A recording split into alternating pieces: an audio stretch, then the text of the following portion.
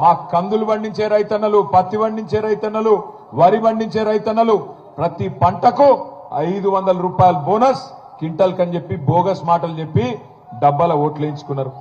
ఆడపిల్లలకు చెప్పినారు 2000 కేసీఆర్ ఇస్తుండు, నేను 4000 ఇస్తా అని మీకు చెప్పిండు. అత్తకు 4000, కోడలికి ఎంత ఇస్తా అన్నాడు? 2500 ఇస్తా అన్నాడా? పడ్డాయా? పడ్డాయి. మీరు అబద్ధాలు చెప్తారు. పడ్డాయి నాకు తెలుసు. నేను బాకీ అడుగుతానేమో మిమ్మల్ని అని చెప్పి మీరు నాకు అబద్ధం చెప్తారు. పడ్డాయి.